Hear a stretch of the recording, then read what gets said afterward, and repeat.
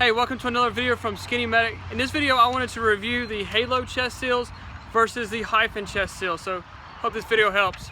So the reason why we put chest seals on trauma patients is because we have penetrating trauma. I mean, there's just a hole in the chest, typically the chest, thoracic cavity, even the abdomen, up into the neck. We want air to go in and out of our mouth, which is important because that's going to go into the lungs. So air is going to take the path of least resistance, which is why we have a hole in our chest. Air will typically come out of our chest wound, even on the back side as well. So that's where you get the term sucking chest wound. So that's why we put these seals on there to help seal that area up, to allow air to come up and down the trachea into the lungs, which helps us breathe. So one of the questions you get asked quite frequently is about putting combat gauze, wound packing in this area here.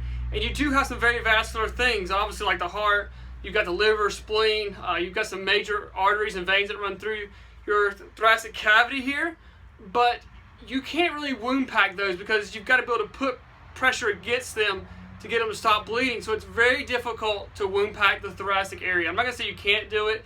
It's just it's hard to do. You're gonna run a lot of combat gauze, Celox trying to pack this area, but the main concern is air, which is why we do chest seals on front and back, things like that for penetrating trauma. I've already done two separate videos on these chest seals. So I did a video on the Hyfin chest seal.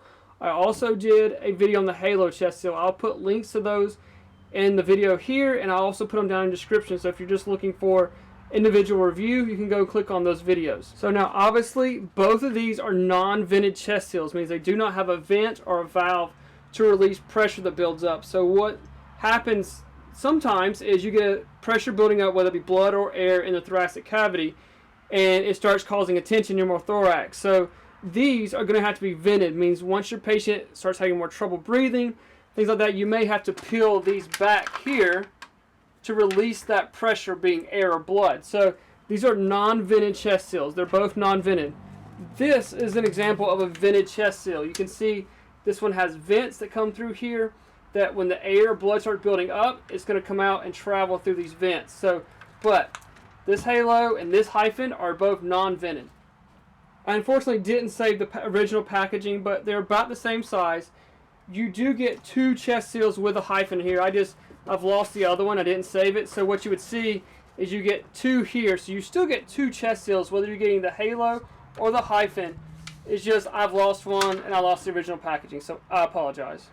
So to kind of make this comparison even now, I'm going to take this one away. So we're only comparing 1-to-1. But like I said, in both packaging, you get two different chest seals. That's important because with high energy penetrating trauma, you can get an entry and an exit wound. So you've got to be able to cover both sides.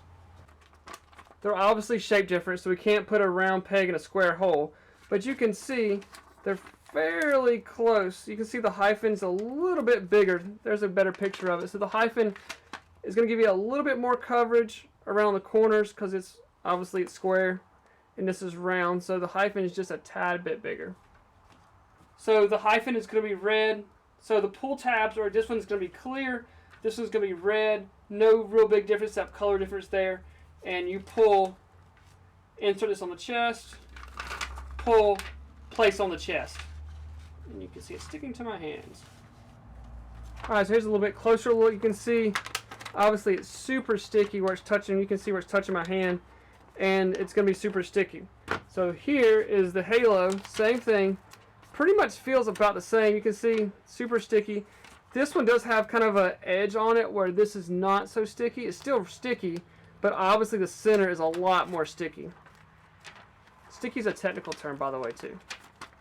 So chest seals are definitely something you should have in your IFAK, your trauma kit. You need two of these at least to cover penetrating trauma. Thank you guys for watching. You never know when you'll be the first responder. Remember, you need the right gear and the right training. If you want to support this channel, go to shop.skinnymedic.com. Look at my kits and look at my supplies. Thank you.